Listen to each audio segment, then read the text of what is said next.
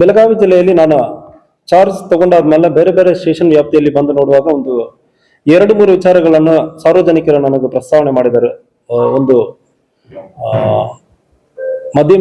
ಮದ್ಯಪಾನ ಮಾರಾಟ ಮಾಡುವುದು ಹಳ್ಳಿಯಲ್ಲಿ ಜಾಸ್ತಿ ಆಗಿದೆ, ಮತ್ತು ಗಾಂಜಾ ಸೇವನೆ ಮಾಡುವುದು, ಮತ್ತು ಟ್ರಾಫಿಕ್ ರಿಲೇಟೆಡ್ ಇಶ್ಯೂ.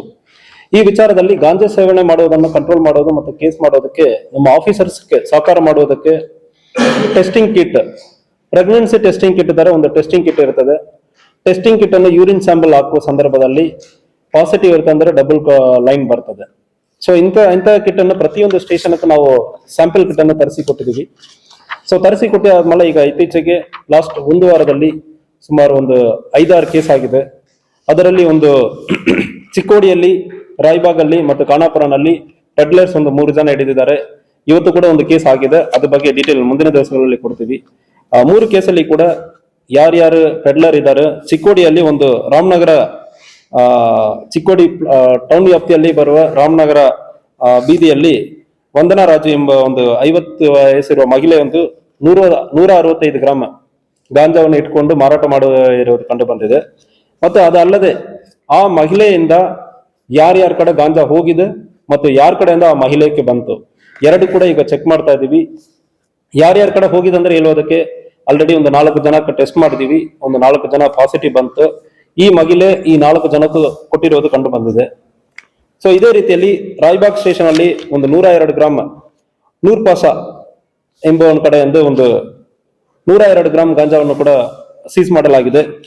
ಅದೇ ರೀತಿಯಲ್ಲಿ ಇವನು ಸೊ ಅಲ್ಲಿ ಸುತ್ತಮುತ್ತ ರೈತರ ಕೆಲಸ ಮಾಡಿಕೊಂಡು ಸುತ್ತಮುತ್ತ ಅಲ್ಲಿ ಇರುವವರಿಗೆ ಗಾಂಜಾ ಮಾರಾಟ ಮಾಡೋದು ಕಂಡು ಬಂದಿರುತ್ತದೆ. ಅವನು ಯಾರ್ಯಾರಿಗೆ ಮಾರಾಟ ಮಾಡಿದಾನೋ ಅವನಿಗೆ ಎಲ್ಲಿಂದ ಬಂದಿದೆ, ಇದ್ರ ಬಗ್ಗೆನೂ ಕೂಡ ಈಗ ತನಿಖೆ ನಡೀತಾ ಇದೆ.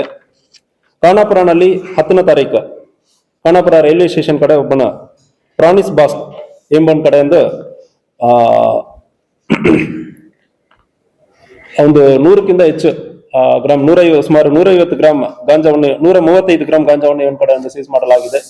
ಸೊ ಇವನು ಮಗನು ಕೊಟ್ಟಿರೋದಾಗಿ ಮಾನ್ ಕಡೆಯಿಂದ ಇವನು ತಗೊಂಡು ಲೋಕಲಿ ಮಾರಾಟ ಮಾಡಿರೋದು ಕಂಡು ಬಂದಿದೆ. ಸೊ ಇವನ್ ಮೇಲ್ಗಡೆನೂ ಕೇಸ್ ದಾಖಲಾಗಿದೆ. ಇದೇ ರೀತಿಯಲ್ಲಿ ಸುಮಾರು ಇನ್ನೂ ಒಂದು 4-5 ಕೇಸ್ ದಾಖಲಾಗಿದೆ. ಸೊ ಎಲ್ಲರಿಗೂ ಸಾರ್ವಜನಿಕರಿಗೆ ನಾನು ಹೇಳೋದೇನೆಂದ್ರೆ, ದಯವಿಟ್ಟು ಒಂದು ವೇಳೆ ಗಾಂಜಾ ಮಾಹಿತಿ ಇರುವ ಸಂದರ್ಭಗಳಲ್ಲಿ ನಮ್ಮ ಗಮನಕ್ಕೆ ತಗೊಂಡು ಬನ್ನಿ.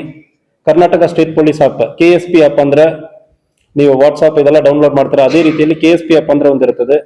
ಅದರಲ್ಲಿ ಮಾಹಿತಿ ಕೊಡ್ತೀವಿ ಅಂದ್ರೆ ಖಂಡಿತವಾಗಿ ನಾವು ಚೆಕ್ ಮಾಡ್ತೀವಿ, ಗಾಂಜಾ ಟೆಸ್ಟ್ ಮಾಡ್ತೀವಿ.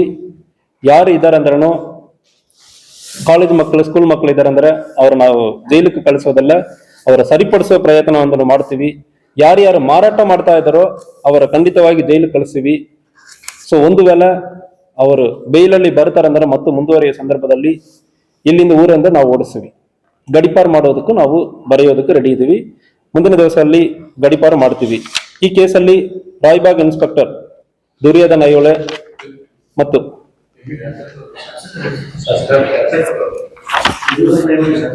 ಸರಿ